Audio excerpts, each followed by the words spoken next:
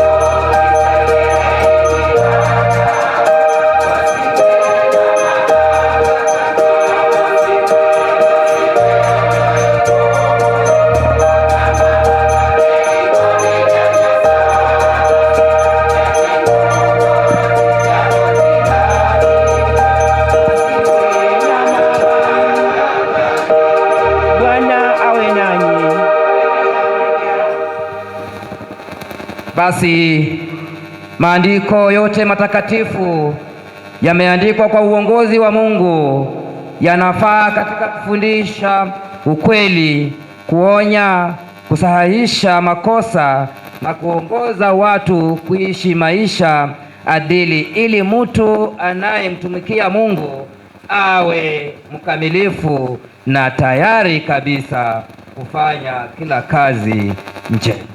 Neno lako ni taa ya miguu yetu, na nuru yake humulika njia zetu. Bwana, tunakusihi kwamba wale wote watakaosoma maandiko matakatifu wataliamini neno lako na kulisoma kwa uangalifu, na kwamba wale watakaolisikia si tu waelewe bali walipokee mioyoni mwao na wazae matunda ya Roho Mtakatifu katika maisha yao. Tunaweka wakfu marufaa hii kwa jina la Baba na la Mwana na la Roho Mtakatifu. Amen. Walivyo na vitabu hivi, mjue kwamba tunatumia kwa ibada hii, tunatumia ibada hizi yetu ya Kiswahili. Kwa hivyo kama huna kitabu ya Kiswahili, unaweza kutumanisha pale kwa bookshop ziko, na ni kwa pesa kidogo tu, ili usikue unapotea wakati tunaendelea. We are on page 529 kwa vitabu vyetu vya sala, kitabu kipya cha ibada. Wapendwa katika Bwana, leo tumekusanyika hapa kwa ajili ya kutakasa kile ambacho labda kwa ujanja wa shetani kinaweza kuwa kiliharibiwa, na kile ambacho labda muovu huyo aliweza kukitia najisi kwa jinsi wafundi walivyokuwa wanafanya kazi kwa ukarabati wa kanisa hili. Bwana huirudisha hazina ya mwenye haki, hulinda mguu wake usijikwae. Kwa sababu hiyo tumekutana hapa ili kutakasa mahali hapa, sakafu hii na ile pochi na hata marufaa hii ambayo tumeiweka wakfu, ili Mungu akaweze kushirikishwa, maana kanisa hili liliweza kuwekwa wakfu, na wakati tulianza kufanya ukarabati tulituma akdiko na kaliweka huru. Hivyo basi tunakuja kuweza kulirudisha katika matumishi yake ya matakatifu kwa ajili ya ibada zetu. Karibuni sana. Tukisema kwamba hatuna dhambi, tunajidanganya wenyewe na ukweli haumo ndani yetu. Lakini tukiziungama dhambi zetu, basi Mungu ni mwaminifu na mwadilifu, naye atatusamehe dhambi zetu na kututakasa uovu wote. Jiosheni, jitakazeni, ondoeni uovu wa matendo yenu mbele yangu, acheni kutenda maovu. Sala hiyo kitengo cha 4 pamoja. Baba uishie milele, Mungu wa wazazi wetu wa kale, kwa nguvu zako vitu vyote vinatetemeka, bali kupitia kwa mwanao tunakaribia kiti chako cha enzi. Tumeasi na kukataa kutenda mema, mioyo yetu imelemewa na dhambi. Tuhurumie, Bwana, usituhesabie makosa yetu, tujalie furaha ya msamaha na utuangazie mioyoni mwetu utukufu wa yeye aliyekufa na kufufuka kwa ajili yetu, Yesu Kristo Bwana wetu. Amina. Mungu Baba wa Bwana wetu Yesu Kristo, ambaye hupendezwa na kuridhia toba, watu wa hai na waliopotea upatikana. Wema na fadhili zitawafuata siku zote za maisha yenu, nanyi mtakaa nyumbani mwa Bwana milele. Amina. Kwa jinsi tumekuwa tukikumbushana na hawa ambao wamekuja kukiri imani yao mbele ya Mungu, nasi zote tukiwaekea mikono kwamba maji inatumika kama ishara ya kuosha. Wakati wa ubatizo tunatumia maji kama ishara ya nje ya kuosha. Tunapofanya utakazo kama huu, pia tunatumia maji kama ishara ya nje ya kuosha. Shinelilo ndio sio stawi. Sawa sawa. Basi tutayabariki maji haya kabla ya kuyatumia kwa ajili ya kazi kuu hiyo ya utakaso wa sakafu hii na ile pochi ambayo imewekwa katika kanisa hili. Bwana, yabariki maji haya ambayo tunataka kuyatumia kwa ishara ya utakaso wa nyumba hii na vyombo vyake vya ibada katika matumizi yaliyokusudiwa tangu mwanzo. Basi tunayaweka wakfu maji haya katika jina la Baba na la Mwana na la Roho Mtakatifu. Amina. Archdeacon atatuongoza katika hiyo litania. Heri wale wanaotekeleza haki, wanaotenda daima mambo yaliyo sawa. Tumetenda dhambi sisi na wazee wetu, tumetenda maovu, tumefanya mabaya, hivyo wakafanywa najisi kwa matendo yao, wakakosa uaminifu kwa Mungu kama wazinzi. Hasira ya Mwenyezi Mungu ikawawakia watu wake, akachukizwa sana na hao waliokuwa mali yake. Hata hivyo Mwenyezi Mungu aliwasikia walipolia, naye akasikiliza kilio chao. Usiache kuniangalia kwa wema, usinikatae kwa hasira mimi mtumishi wako. Wewe umekuwa daima msaada wangu. Usinitupe wala usiniache, Mungu mwokozi wangu. Utukufu na Baba, Mwana na Roho Mtakatifu, ulivyokuwa mwanzo, ulivyo sasa, hata milele ni vivyo. Amina. Basi kwaya, mtatuimbia wimbo huo wa utakaso, kijito cha utakaso, kwa njia ya maombi.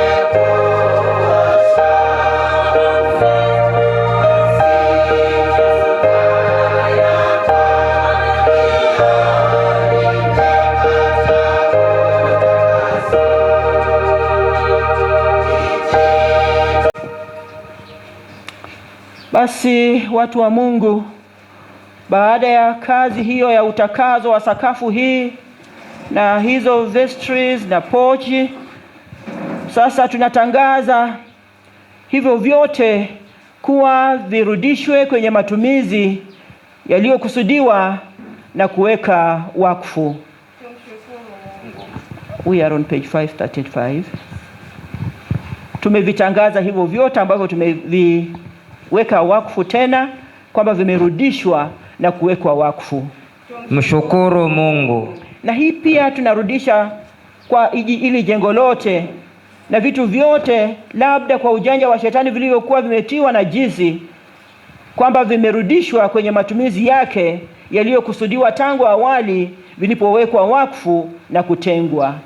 Haleluya, tumshukuru Mungu. Mshukuruni Mwenyezi Mungu kwa kuwa ni mwema, kwa maana fadhili zake zadumu milele. Wote wamchao Mwenyezi Mungu na waseme, fadhili zake zadumu milele. Mwenyezi Mungu ni nguvu yangu kuu, yeye mwenyewe ndiyo wokovu wangu. Sauti za furaha ya ushindi zasikika hemani mwao waadilifu. Abarikiwe huyo ajaye kwa jina la Mwenyezi Mungu. Tuwabariki kutoka nyumbani mwa Mwenyezi Mungu. Mwenyezi Mungu ni Mungu, yeye ametujalia mwanga wake. Aya, shikeni matawi ya sherehe mkiandamana mpaka madhabahuni. Mkono wa nguvu wa Mwenyezi Mungu umeleta ushindi. Mkono wa Mwenyezi Mungu umetenda mambo makuu. Nifungulie milango ya watu waadilifu, niingie na kumshukuru Mwenyezi Mungu. Jiwe walilolikataa waashi limekuwa jiwe kuu la msingi. Hiyo ni kazi yake Mwenyezi Mungu, nayo ni ajabu sana kwetu. Basi hii ndiyo siku aliyoifanya Mwenyezi Mungu, tumshangilie na kufurahi. Haleluya,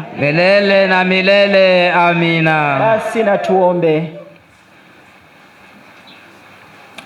Mungu Mwenyezi, kwa mng'ao wa udhirisho kwa mwanao ulitakasa ulimwengu ulioharibiwa na dhambi. Kwa unyenyekevu tunakuomba uendelee kuwa kinga yetu dhidi ya mashambulizi ya adui zetu. Tujalie kwamba sakafu hii ya kanisa hili, hata na marufaa haya na vyote katika kanisa lako, labda kwa ujanja wa shetani zinaweza kuwa zilitiwa madoa na najizi, hata kwa ujanja wa wanadamu, vioshwe na kusafishwa kwa neema yako ya daima, ili kwamba mahali hapa pakiondolewa uchafu wote paweze kutakazwa kwa utukufu wa jina lako. Na haya yote tunayaomba kupitia kwa Yesu Kristo Bwana wetu, aishie na kumiliki nawe na Roho Mtakatifu, Mungu mmoja, sasa na hata milele. Amina.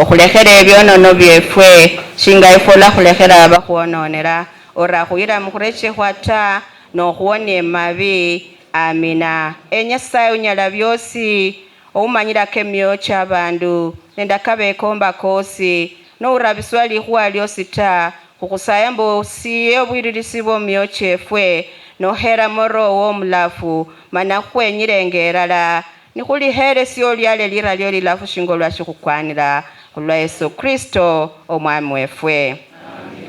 Amalako ekhumi mbwimbikiti. Omwami wefwe Yesu Kristo yasunga mbu inywe Abaisiraeli mumbulire omwami Nyasaye wefwe n'omwami mulala omuherenje omwami Nyasaye wo nende omwoyo kwo kwosi nende roho yosi nende obuchesi bwo bwosi nende amani kokosi eryenero nerilako eryamberi eryakhabiri lifanana nalyo ndyerino mbu omuherenje wase shingolwa wihera omwene liumawo lirako eringa kano obukhulundu kabiri kano nesina eshamalako nende abanabi bosi Heyo mama okube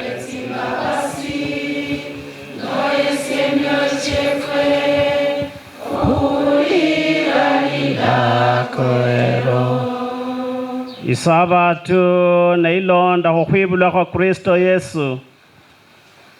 Nyasaye onyala byose wahana mwana womuterwa khwikalula omundu nende khwibukulira obundu bwefwe niebulwa nende omukhana omusirama shingolwa khwitsulira mundalo muno okhusaya mbo khwibulwe nenefwe obwibula obuya nokhulwa shingana abana khulwa obukosya bwo khobusya nobusya mana khukalulwe abaya nende roho omulafu uloyo Yesu Kristo mwami wefwe ubetsangaho mulamu norukanga halalane nawe nende roho mulafu watana Nyasaye mulala yenyene emika kyosi. Amina. Imberu wenywe na abana b'ikanisa ya Jumapili Eshitoi Parish bali nende isaburi nende ebitonye mwitso khuwulira mumakhuwa murio muno. Karibuni.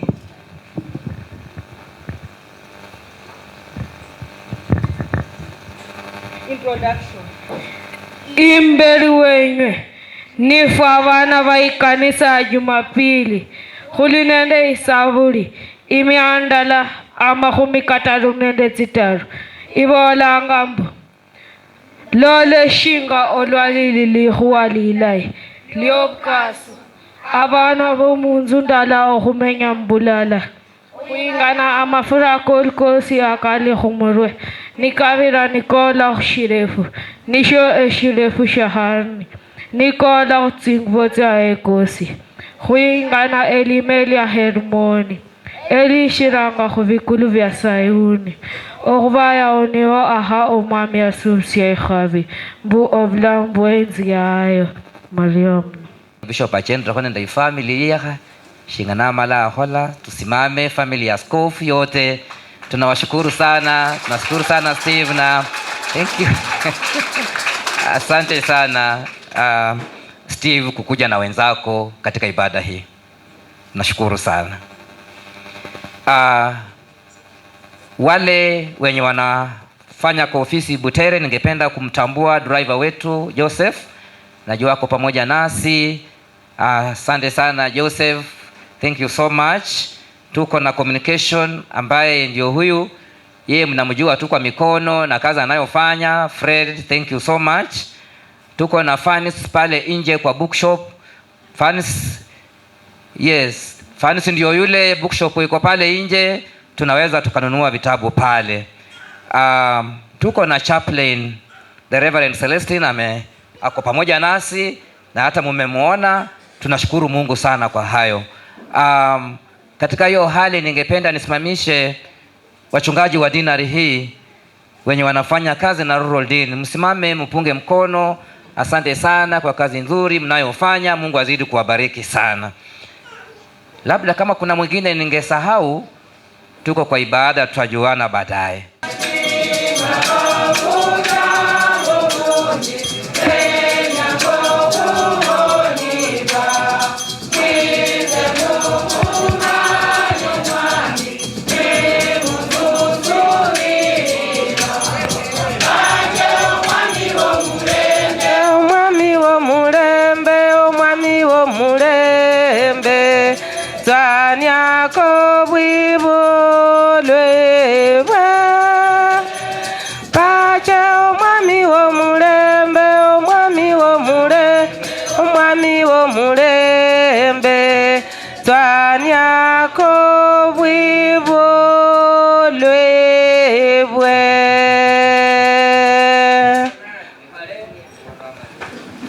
Urecheresye lisomo lyefwe okhurula mushitabu shomunabi Isaya omulyango nokwamakhumi 6 nende 3 khuchachire olunyali lwa 7.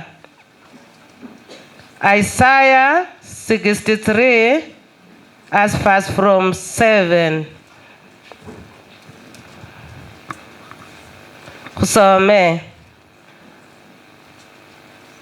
Amaandiko amakhulundu akaranjirira kabola mbu obulayi bw'omwami khu Israeli. Ndalarumbula akesa sh'omwami nende akeifuma y'omwami. Ebya omwami yahuere shinga olwabili, khandi obulayi obunji khunzu ya Israeli obwa yabahere. Tsimbabasye shinga olwatsili, khandi obunji bw'obuheru bwe oburaliru shinga olwabuli. Okhuba yasunga ari toto mwene nibo abandu banje. Abana abaranyala okhukhola akobukatita khonaba omuhonia wabwe. Mukhusandibwa khwabwe khwosi Yesi yasandiribwamwo. Malaika wokhubaho khwe naye nabahonia. Mubuheru bwe khandi mumbabasye yabanunula. Yabetukha nabachinga mundalo tsiosi tsakhale. Lino nelikhuwa lya Nyasaye. Lisomo lya khabiri litsokhula mbarua yahandikirwa Abebrania omulyango kwa khabiri olunyali lwe-10 okhutsirira imberi. Ibarua yahandikirwa Abebrania omulyango kwa khabiri okhuchaka olunyali lwe-10 okhutsirira. Nolindendekano yoluya oyenga olukaratasi 972 ndosoma oburamani ka Nyasaye. Shikira kamukhoyere Nyasaye owa ebindu byosi betsangaho khululwe. Nibetsera muye mbu olwa yengisinja abana banje muluyali akhoyere omusimishi obuhonia bwabwe abe omulamba munjira y'obusaliri. Shikira omwene oyo ohuhenga nende abo abawulwa bosi yarula mulala. Neniko akachira narafimbwa omurwe okhubalanga mbu abana babweta ari ndakhabarumbulire abana befwe elira lyo. Ndakhembenje nikhulaha hakari weikanisa khandi ari ndala khwisikanga khandi ari lole isye nende abana bano abanyasaye yamberesiye khoshinga abana olwa basanjirana khumabanga nende inyama ey'omubiri ne Yesi asanjirana aryo khubyatsana. Mbumana munjira ey'okhufwa atibye oyo wali nali nende obunyali bw'okhufwa. Niye Setani khandi mbu abo bolole abo bosi abalinji mumbohe tsindalo tsyabwe tsiosi khulwa okhuriya okhufwa. Shikira toto mwene shibali abamalaika abo abayabenata habula yahavina abo bolwibulo lwa Abrahamu. Niko akachira yali nakhoire okhufananibwa n'abana babwe makhuwa kosi mbu abe omukuhani w'omukhulundu owetsimbabasi khandi omwisikwa muka Nyasaye okhutisa abandu ebyonono byabwe. Shikira olwa omwene yasalira mu butemwi anyala okhuhabina abatemungwa. ndio likuwa lya Nyasaye.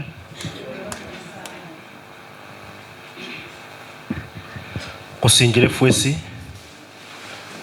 khulire kwa mahuwa malayi akobuhonia bwefwe shingo lakahandikwa mu Injili ya Mathayo omulyango nokwa 2 okuchaka olunyali lwe 13. Kusingire khufwesi khulira mahuwa malayi akobuhonia bwefwe shingo lakahandikwa mu Injili ya Mathayo omulyango kwa 2 okuchaka olunyali lwe 13.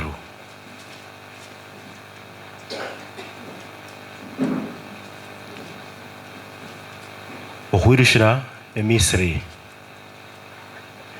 ne olwa bali nibenyoshe lola malaika w'omwami yamuloleshera Yusufu mwiloro nasungari bukula buha obukule umwana nende nyina wirusha otye emisiri omenye yokhula olwa ndiri khupira omunwa shikira Herode alakhaba omwana mbu amwire naye nabuha nabukula omwana nende nyina mushiro natye Misiri nabayo khula Herode olwa yafwa bwaka omwami yabola mu munwa kwa omunabi kosibwe mbu emisiri newa ndamulanga omwana wanje mana Herode olwa yalola shinga abachesi khuketsi ngini abolwa bali ne bamukatiye yatirwa oburima muno naruma abandu mbu bere abana basiani bosi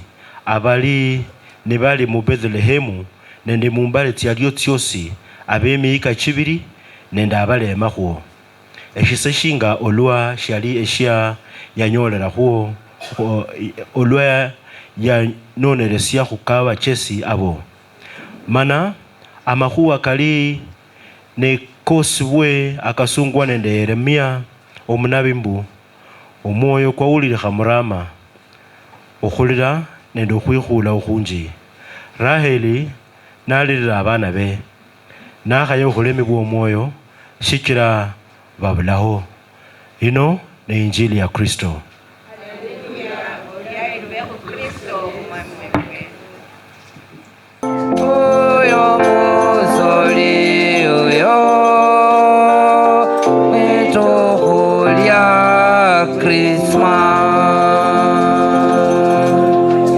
Haleluya. Amen. Ni mchama khwikhale. Tenyo kuchaka nende khupira ikwaya muriyo muno. Okhwimba Christmas carols munjira indai kabisa khandi munjira iri vibrant. You know, khwacha mese hindo khwimbanga tsinyimbo tsyefwe munjira yo khukhwesa nese hindo obulayi bwatyo buchako khukora.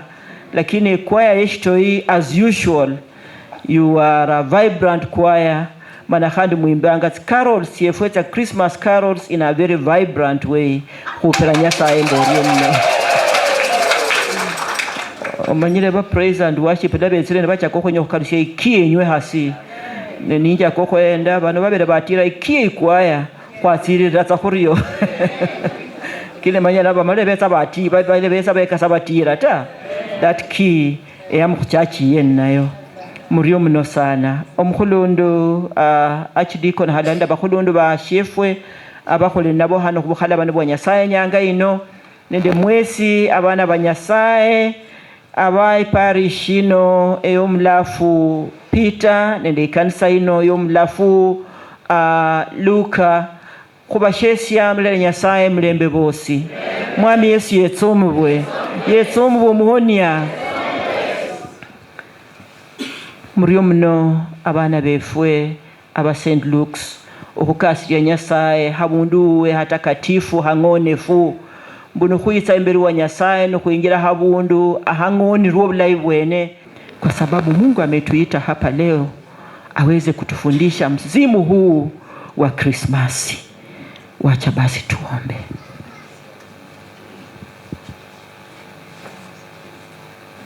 Mana Herode olwa lola shinga bachesi khukesi nyini nabo olwa bali bamukatiye yatirwa oburima muno naruma abandu mbubera abana abasyani bosi abali ne bali mu Bethlehemu nende mumbali tiesha tialio tiosi abemika chibiri nende abalema huo ese shingo lwashali eshaya nono lesria kubachesa abo mana amahuwa kali nikosibwe kasunga nende Yeremia omunabyari omwoyo kwa uliri hamrama okhulira nende okhwikhula okhunji Raeli naliranga abana be nakhaya okhulemibwa omwoyo shichira babulawo mwami Nyasaye sefu omwana ndero omulafu orio muno khulukhulanga nende okhwikhasya amakulu koko mbokhwechesie nibulano wakhara likhuwa imberi wefwe olwokhwitsula inyanga ino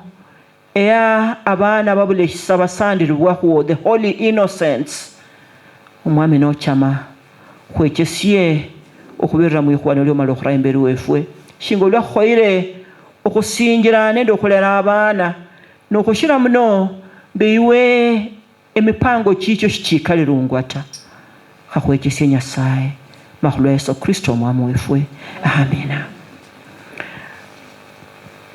Abana ba Nyasaye emeta khandi khubashesya mulembe bosi omwami Yesu yetsomebwe amera kefwe na Askofu Ross Okello khulobukosya bwa Nyasaye askofu wenywe akala malayi muno Nyasaye anyalile khukhalaba nakarikaru wenywe shingo mwimetso wenywe lakini akasanga asinja muno mukristo uno owa kusinjiranga muchirenje shishye okubamanyia yanyola siesi emusubiranga khurula ninde omwana omukhana omututu shinga bana bakhetsa imberi wa Nyasaye usinjira ndali ndareba kwa mukhono ndeya maza shinga bana muditsire siesi okureba kwa mukhono lakini sikuelewa kila ambacho kilikuwa kinatendeka nikaenenda tu hivyo mpaka wakati Mungu aliponipata nikiwa shuleni nikiwa naongoza CU lakini simjui nikiwa nimesimamia hiyo shule kama head girl na sijui nilikuwa najipendekeza kujionyesha kwamba mimi ni mzuri lakini sikukuwa mzuri sikujua Kristo ambaye nilikuwa nawaelekeza wengine kwae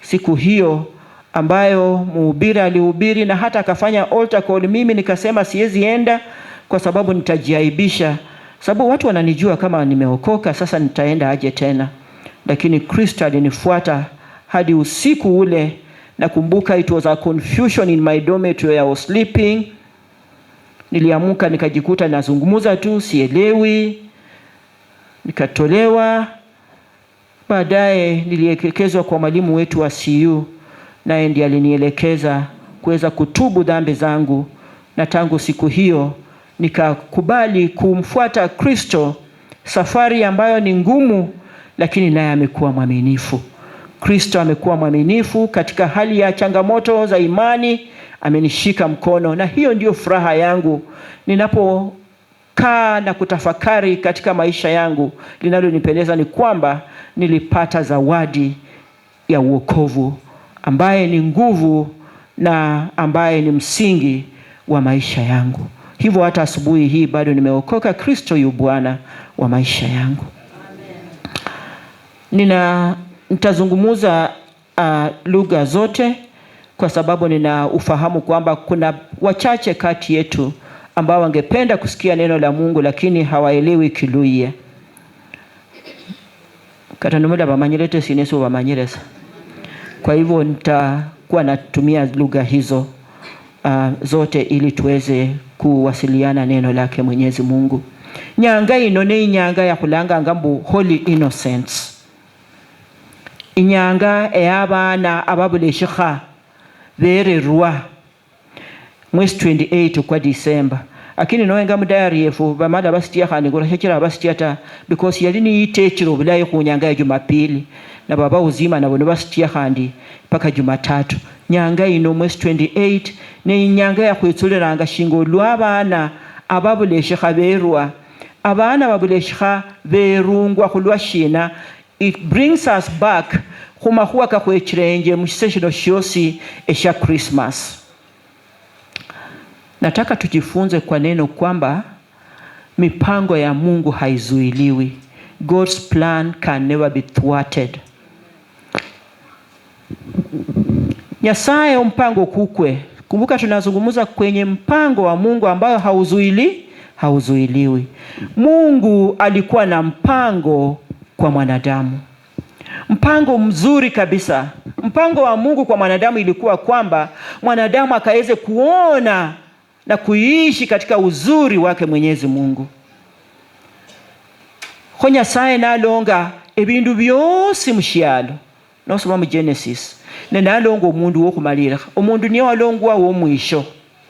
Kwa sababu Mungu alikusudia mwanadamu aweze kuona uzuri wa uumbaji na kuutunza pia. Na hata akampa jukumu hilo, mpango wake Mwenyezi Mungu ambao ulikuwa ulikusudia wema kwa mwanadamu. Lakini kwa sababu Ibilisi naye pia yuna mipango yake, akaanza kuandama kuharibu mpango mwema wake Mwenyezi Mungu. Na alianzia kwenye Edeni. Ibilisi akamnyemelea Adamu kupitia kwa Hawa. Akadanganywa Adamu. Adamu akavunja agano yake na Mwenyezi Mungu. Akaharibu mpango. Maana Mungu alikuwa ametengeneza ahadi, agano, naye akampa ushauri kwamba hivi ndivyo utakavyoishi. Lakini akadanganyika. Baada ya kudanganyika, akagundua yuko uchi mbele zake Mwenyezi Mungu, haezi kuchificha. Lakini hata hivyo shetani huyu akamwelekeza tena kwenda mafichoni. Mpango umeharibika. Adamu akatoroka akaenda mafichoni. Ati anajificha Mwenyezi Mungu. Mungu aliyemuumba na akaumba vyote akafikiri anajificha machoni pake. Sasa kawaida, kwa sababu Mungu alikuwa ametengeneza uhusiano mwema. Sasa anakuja kawaida kumtembelea Adamu, mwanadamu ambaye alikusudia aweze kuonja wema wake. Anapata hayuko. Anauliza uko wapi? Ati nilisikia ukitembea. Ati nikaenda kujificha.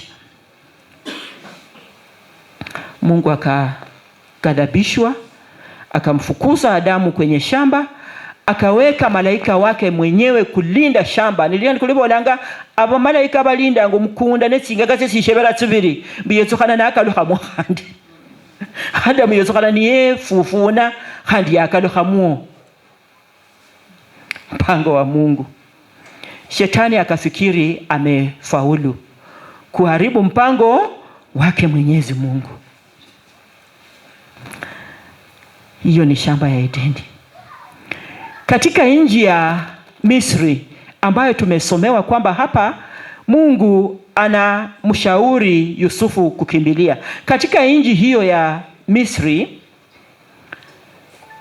Farao alijaribu kuwaangamiza watoto vijana. Mnakumbuka hadithi hiyo katika Exodus chapter 1 verse 22. Akajaribu kuwaangamiza watoto ili kupunguza ati uzao wa Waisraeli. Na unajua Mungu anavyofanya mambo yake. Tunaongelea juu ya mipango ya Mungu ambayo haizuili. Mipango cha Nyasaye shikinyalo kwikalirwa ta. Nyasaye nabirira mwenye na mwana Musa. Ninatya nabisa Musa mushisari. Abana bese ngasoka tembo dambe shisari manyire kubolaje. Kumwalo. Na akasya nabisa muo. Ndio Mungu akamuokoa Musa.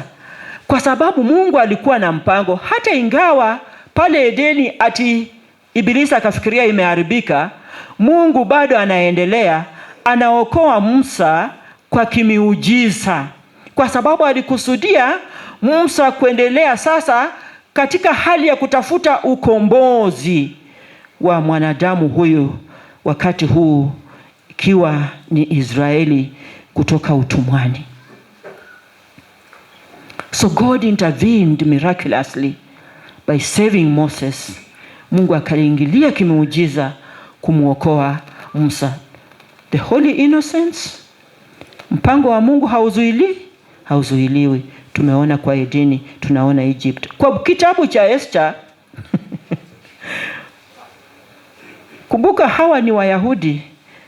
the Israelites ambao Mungu alikuwa ametengeneza ahadi nao kwamba watakuwa watu wake, watamwakilisha kwenye mataifa, ili mataifa wanapoangalia jinsi wanawe hawa Israeli wanavyoishi, basi watajua jinsi ya kumuishia Mwenyezi Mungu. Tunaona katika kitabu cha Esther, Haman anapanga mpango wa kuwaangamiza Waisraeli hao wote.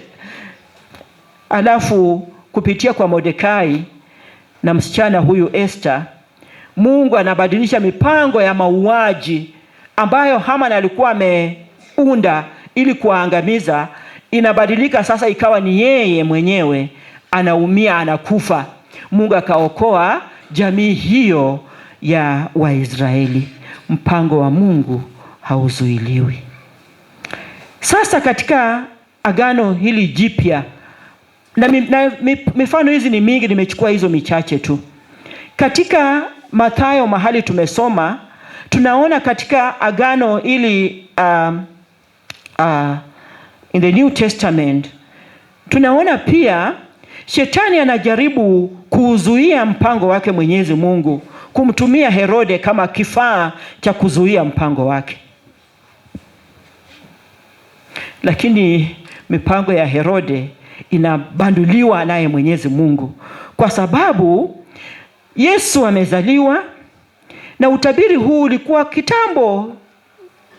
Isaya aliutabiri kitambo kwamba ukombozi utakuja. Hata ingawa mpango uliharibika kutoka Edeni, ukombozi utakuja, na utakuja kupitia kwa nyumba ya Daudi, ukoo wa Yese.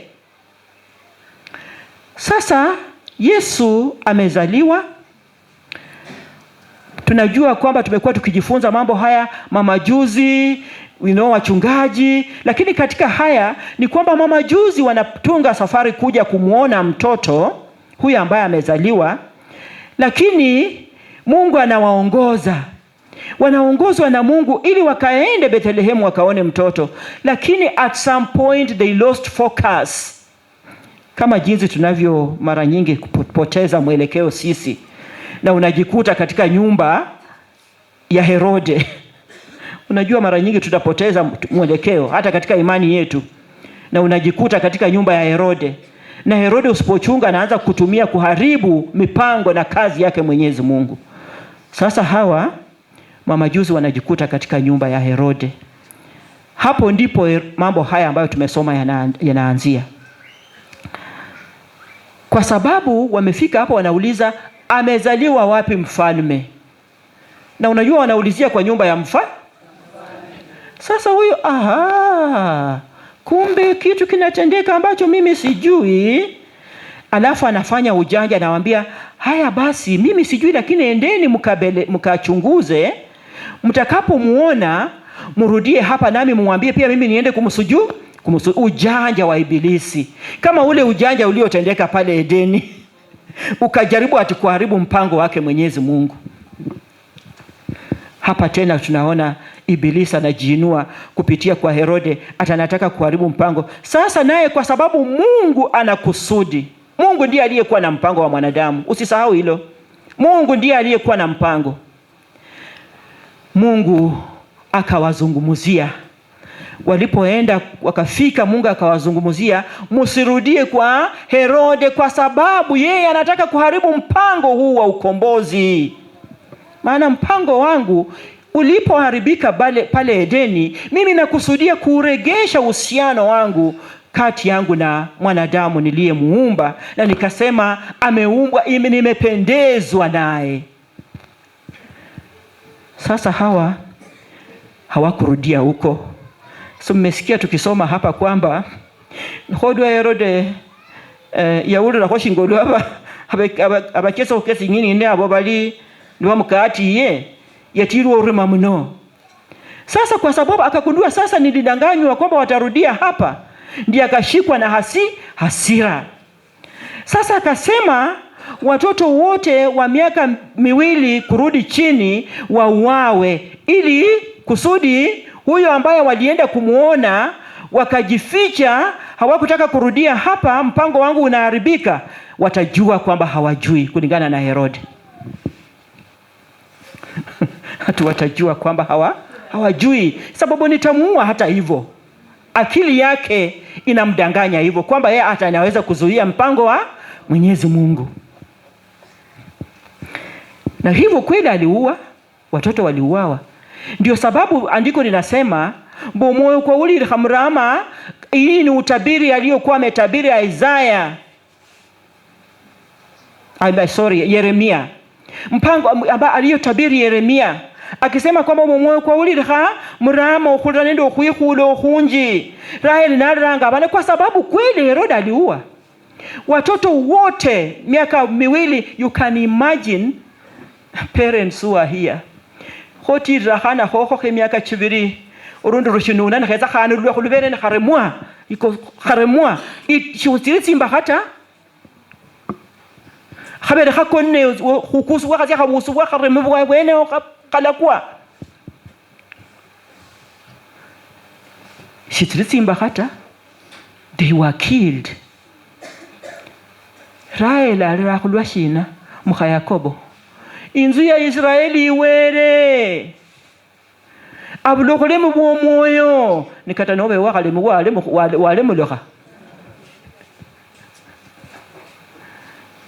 kachira lihani kulibole shichira babulao, because she can't be consoled for true sure they are not there, they are gone, they have been destroyed. But notice mpango wa Mungu hauzuili. Huyu anafikiria anaumiza na kuua watoto, atanaua mpango wake Mwenyezi Mungu sababu anaua Kristo.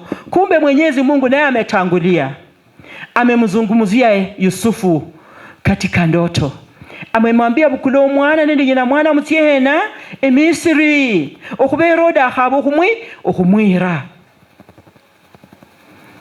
Yusufu nende ifamily iye Mariamu nende omwana nibarula nibatsia Misri niberushirayo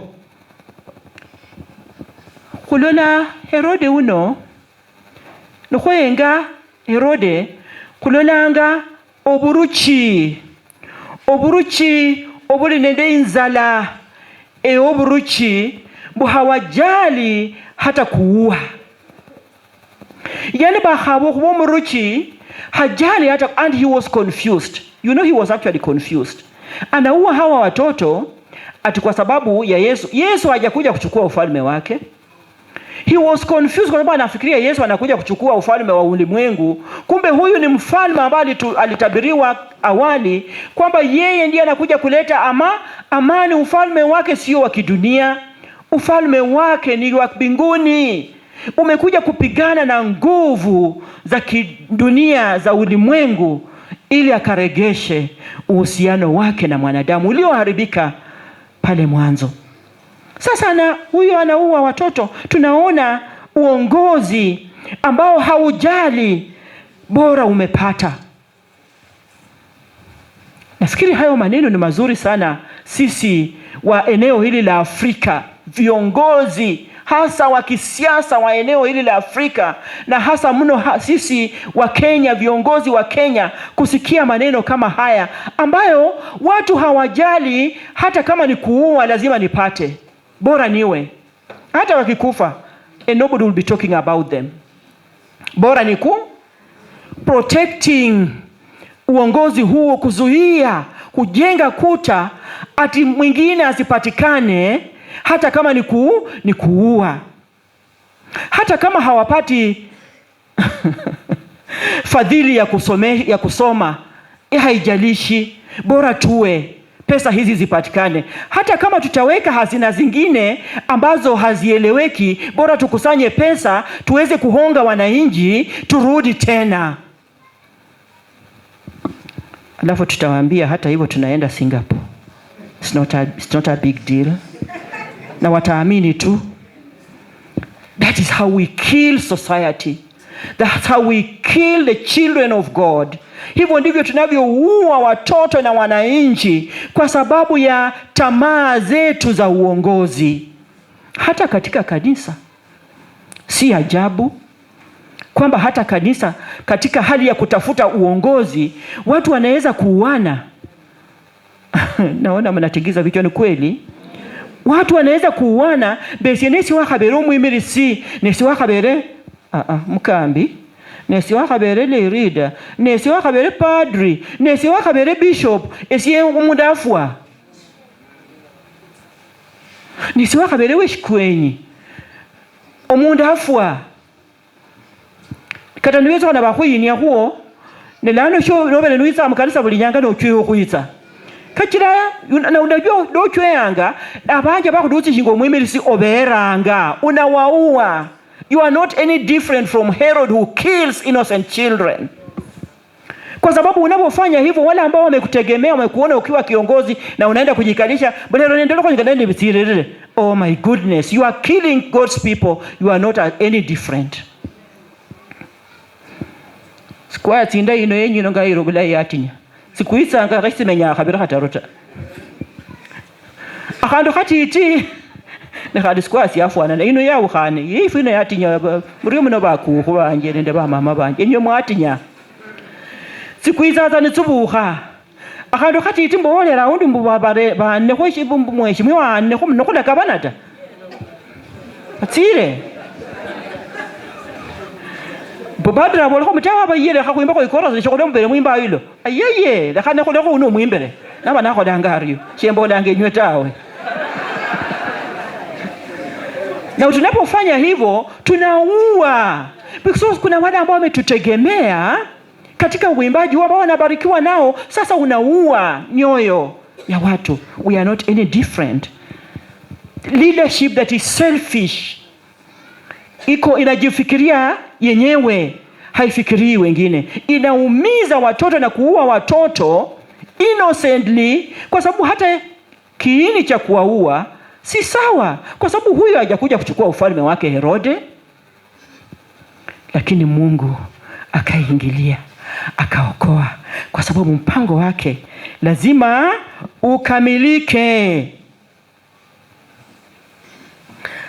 Bandu ba Nyasaye, mpango wa Mungu hauzuiliwi. Mungu anaendeleza mpango wake wa kuokoa mwanadamu. Kazi ya ukombozi inaendelea kujidhihirisha.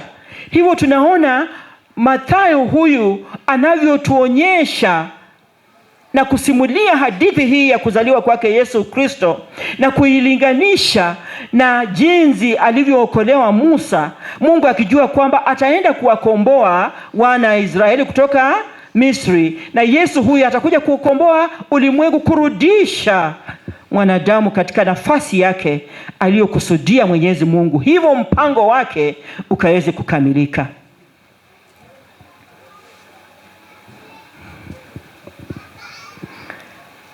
Lakini kwa sababu Mungu mpango wake hauzuiliki, hata huyu ambaye tunamsoma leo aliandika maneno haya. Olela Mathayo andika makuwa kana. Olela yalangua. Mathayo yalumusololi wo bushuru. Abasololi wo bushuru tsinda letso bali tsinja abantu brutal. Khanda abantu bo kwiyenyera nende kubukula kulanga ne bakula nende kuzidisha. Walikuwa wanachukiwa sana. Balindi bandu basinya abantu. Kacha kulwefi mafyo kubukulanga wakizidisha ili kujinufaisha wao wenyewe. Lakini Yesu amenyola hale na bora sasa naonda huo. Na sijira amulonda. Hata ajui anaenda wapi. Anaingia kwenye mpango wake Mwenyezi Mungu. Mungu anamwelekeza. Leo hii tunasoma maneno ya utukufu wa Mungu ambayo yeye aliandika. Mpango wa Mungu hauzuiliwi. Alafu sasa wacha tuangalie huyu kijana ambaye anaitwa Yusufu na Mariamu.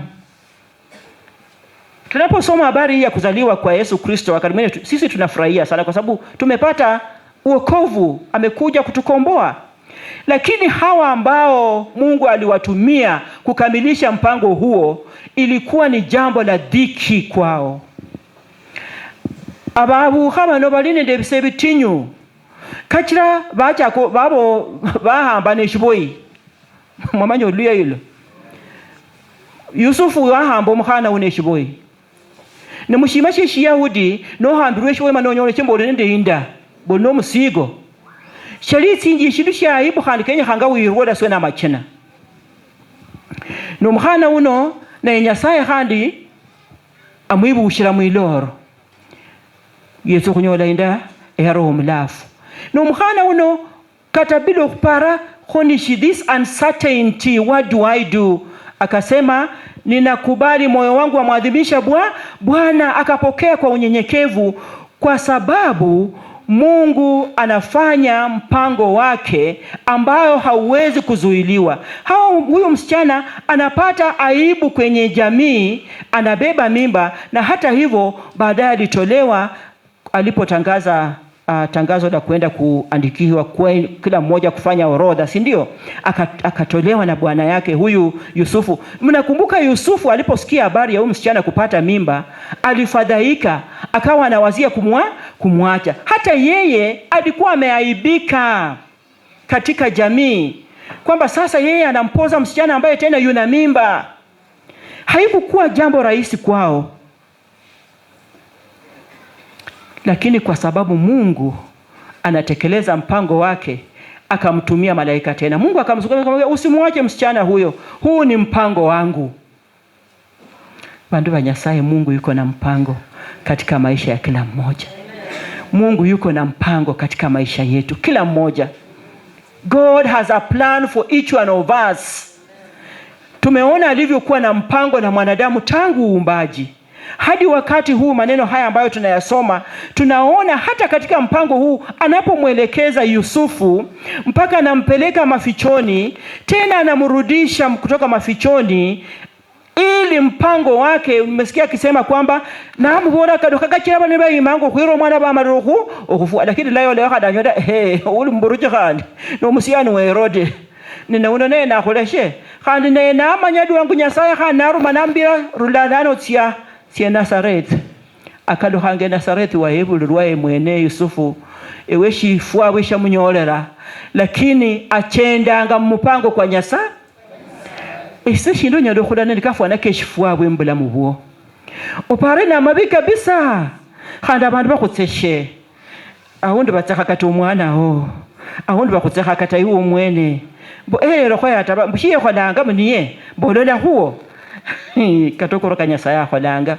Nyasaye ikiwa tunamsikiza kwa makini, anatuzungumzia hata katika hali hiyo na anatimiza mpango wake. Mungu ni mwaminifu kutimiza mpango wake. Katika hali hii tunaona mfalme ambaye ako na wivu, the danger of jealousness, shida ama hatari ya wivu. Huyu anaenda na huwa watoto, lakini Mungu ameokoa ile ambaye anasababisha huyu mfalme kuua watoto wengine. Sasa nani aliumia? Watoto waliuawa, wazazi walipoteza, lakini still Herod did not manage to destroy God's plan, kwa sababu hakuweza kuua huyu mtoto. Yeye mwenyewe wivu yake, I am imagining how he felt eventually, kwa sababu ameua watoto wa wengine, lakini hajatimiza kusudi lake la kuharibu mpango wa Mungu. That is embarrassing. Kwa sababu hiyo basi tunajifunza kwamba wivu imbalekha inyalo khurere shifimba amurwe. No manye khulsanda abantu batirungwa imbalekha katali shabadatirwa imbalekha. Kata nala zo munache ndo buleyo bachenda kho buleyo nachaka zo kunyakha na moyo kwe. Kata nala zo munache nje tsingubo khabere khataru nachaka kunyakha na moyo kwe. Kata nado mundu natasi na khana khasomele kheyo lolele khana cha kunyakha na moyo kwe. Oumira kho pako ofushinga Herode. Mundu we imbalekha oumira khumbalekha pako ofushinga Herode.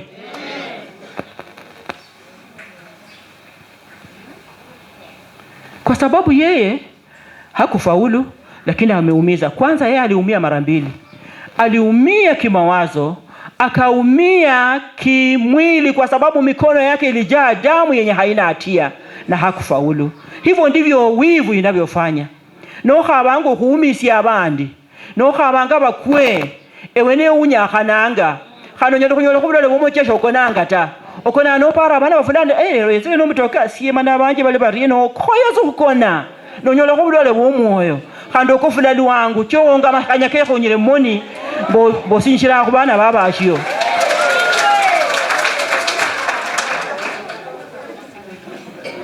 Na maneno haya tunayosema watu wa Mungu kuchukubopera timba hata Shumulira kata mutsi radio kata mutsi TV mulole ibindu bikholekanga abantu berana kata khulwo mukunda baremana bafwa mundu aremasa mwana umundu arema mwana wabo kwa sababu ya wivu bakhekhe khalikho na khakhongo khuo mna khekhe na khatutu.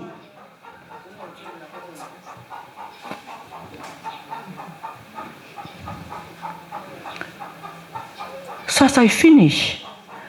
Mpango wa Mungu hauzuiliwi. Hauzuiliwi kwa sababu divine guidance comes only to prepared hearts.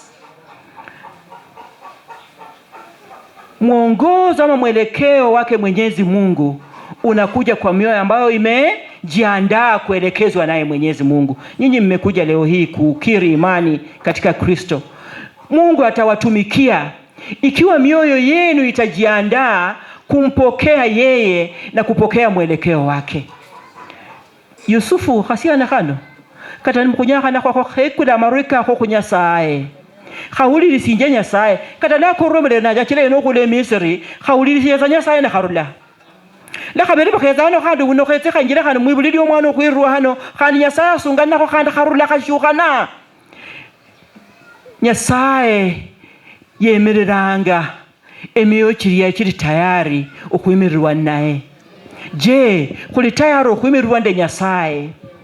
Katolwa kula kumwisho omwaka kuno nokhuyira chishiro okula mwaka kwa 2026 kuli tayari okwimirwa nde nyasaye? Nekhuyisula mu mpango cha nyasaye shichikali rungwa tawe chinyendo okhulolekha shinga ebindu ebibi byoburanga muo shetani alikuwa nanyola obwiyangu bwokhuumisya kabisa mana ule khusesha oparanga awalere mbwere. Bado Mungu hajamalizana na wewe, maana hajatimiza mpango wake. Ndio mwimbaji mwingine akaimba akasema, mipango ya Mungu ajabu, mipango ya Mungu haipangapo, hakuna mwanadamu yeyote awezaye kuipangua mipango. Labda shetani amepanga kwamba utamaliza masomo yako, ashindwe, maana mipango ya Mungu haizuiliwi. Shetani amepanga kwamba ndoa yako haitasimama, shetani ashindwe kwa sababu mipango ya Mungu haizuiliwi. Shetani amepanga kwamba utabaki chini tu kimeza madawa, hauwezi kupona, shindwe shetani kwa sababu mipango ya Mungu haizuiliwi. Sindi kukalanga kukene kano ka shetani kuko nyokwikale mpako cha nyasaye ni kuibiro na nyasaye asungana nefwe. Je, tunaweza kusikia Mungu anapozungumza nasi akituelekeza katika mipango yake?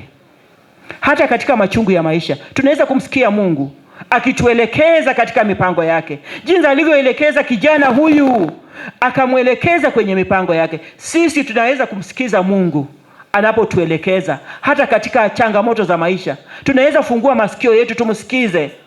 Wakati tunalia tumepoteza wenzetu, tunaweza kumsikiza Mungu akisema, sio mwisho, fuata njia hii, hapa ndio ninapokuelekeza. Tunaweza kumsikiza kwa maana mipango yake haizuiliwi. Tunapofika mwakani wapendwa, Mungu atusaidie kumsikiza kwa makini,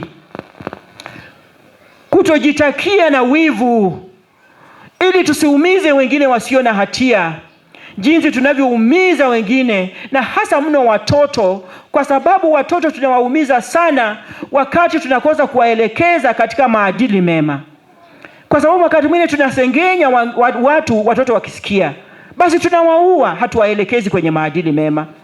Tunapowatetea hata wakati amefanya makosa, unaambiwa mtoto wako amekosa no bwalile soche no chinjiro live eneno omerenda manai yete andole huo, unazuia mtoto kuelekezwa katika maadili mema, basi hivyo unamuua.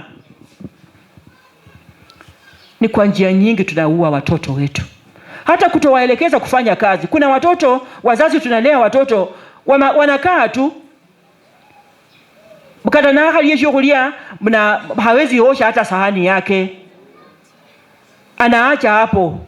Ati wewe sasa kwa sababu mama huko unampenda unachukua wewe mwenyewe unaenda kuziosha, yeye anastarehe hapo. Tunawaua. Hawatajua. Manefoba Nyasaye kwa unyako kulenda abakonya amutsinzo.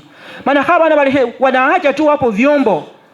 Ati sasa ati anti atakuja kutoa. Nyinyi muache. Wamama mko hapa? Tunawaua tunapofanya hivyo. Hatuwaelekezi. Wakati amepewa nidhamu kwenye shule na mwalimu, wewe unaenda kwanza kumkombanisha mwalimu mbele yake. Unaua huyo mtoto. Kwa sababu hatajua jinsi ya kuheshimu watu, hata wewe mwenyewe hata kuheshimu baadaye.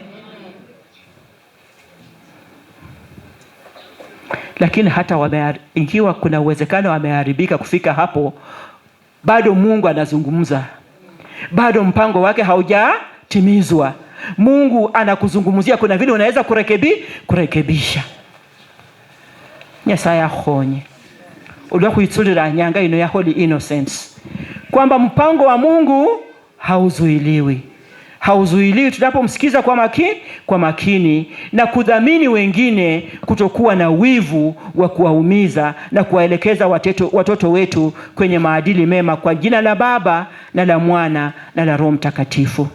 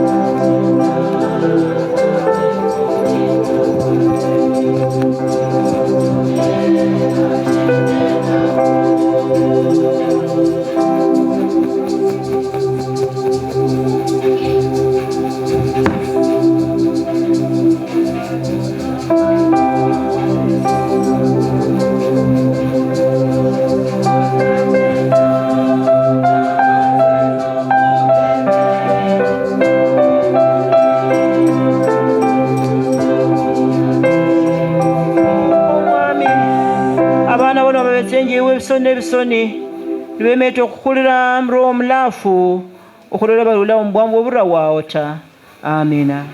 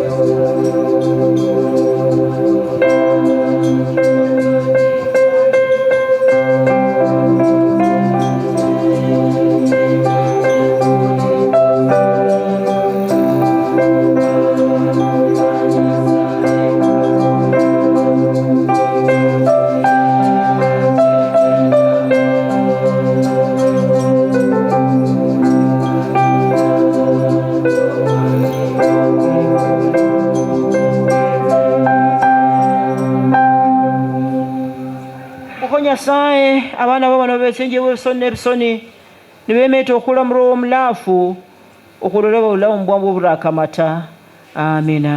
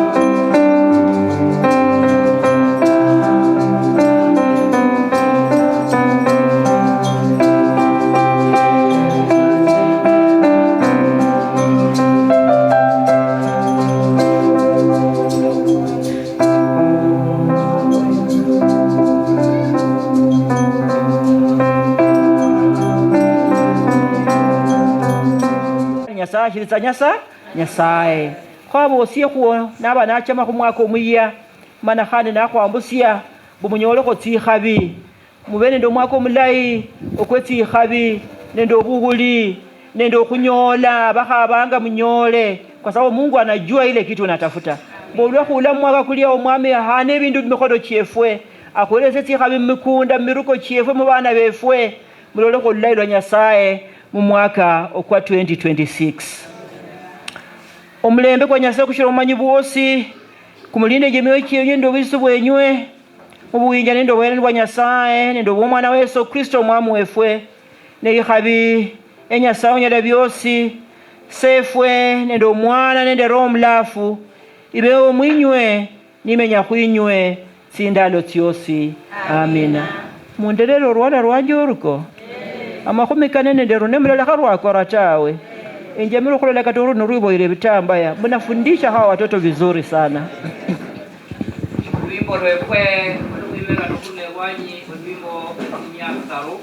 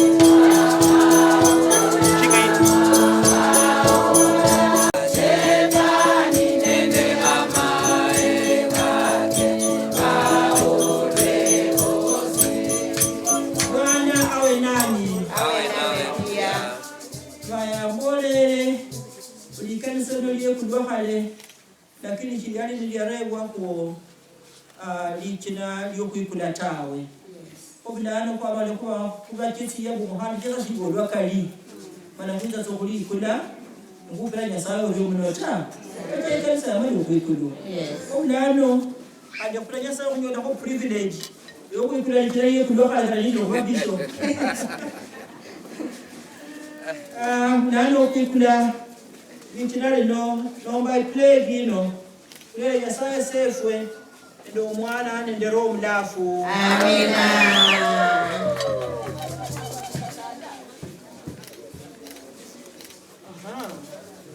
Lano padri wefu akusomela kama kuwa kano akakuitusi ya shiga lako ikuleka insa ino in 206 padri maiwezo tule privilege yoku soma kuwala oda nasi. To the glory of God, SEK St. Luke Emnuku Church, Eshitoi Parish, was consecrated by the Right Reverend Michael Joshua Sande, the second Bishop of Butere Diocese, on 20th August to the year 2006. Nyanga iliendelo mdamo mweko ya kabisa ta. Kabisa. Abaro. Wandi kufuana bajeninga fuda yekulwa. Lakini kukuraja saa embo uriomu. Mami wa Nyanza ya runga likobe yalinda mkoa kumsalaba nasime nyanga umia mwira ole meremo chayandaka Yesu wa Nyanza mami wa Nyanza nasime mbole Yesu wa Nyanza ya runga likobe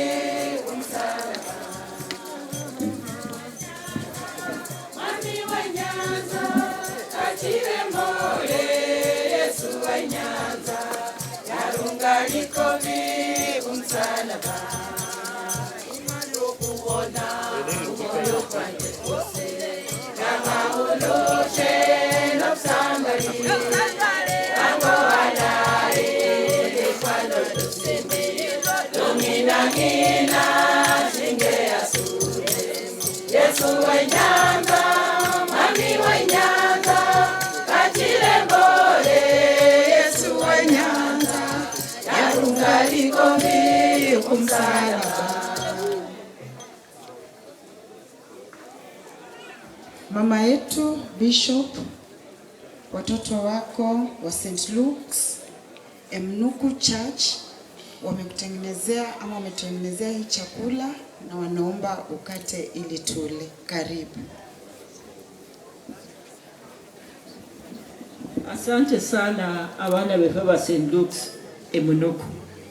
Wanatuambia hapa kwamba ati bado tungali kwa Christmas mood. Wameandika at St. Luke's SK St. Luke's Emnuku Christmas mood. Yes. Merry Christmas. Merry Christmas. Ne ikeki ino ilimu ebinde bingi. Kati ebinde abantu kuliza ata. Lakini byakati ya mukeki. Nakuleta ikeki. Nenda kulimana kule kumbiri kwa Kristo. Kuizaza shinga lako lokoro. Nokuikola abakristo Kristo umbiri mula ikona mwatinya mbu Kristo. Asante.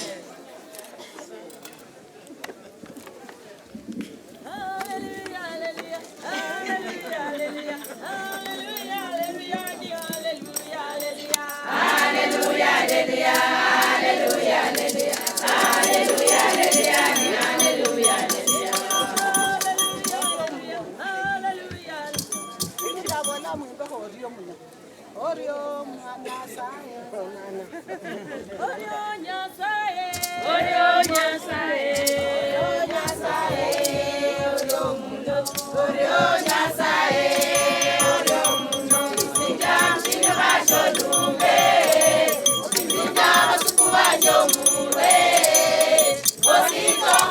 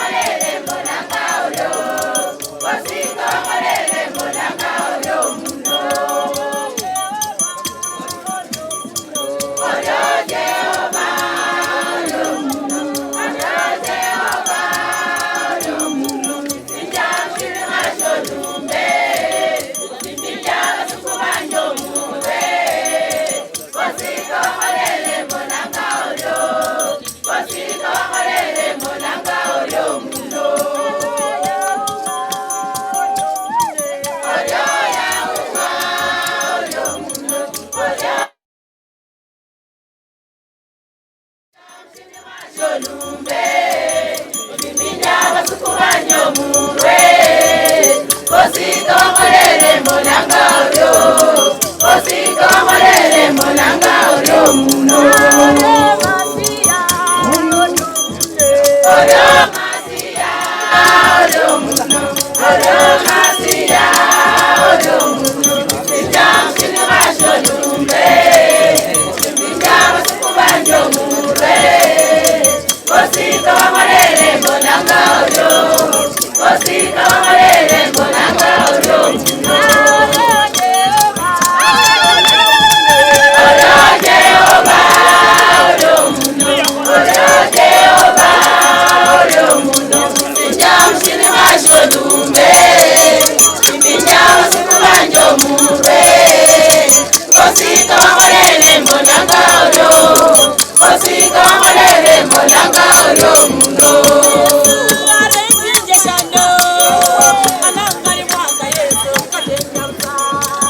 Yesu arenginje shalo amangari mwaka Yesu katenya mfa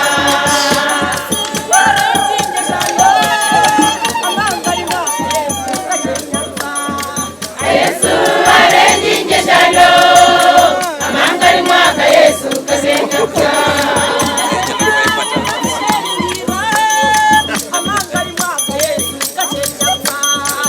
Yesu arenginje shalo amangari mwaka Yesu katenya mfa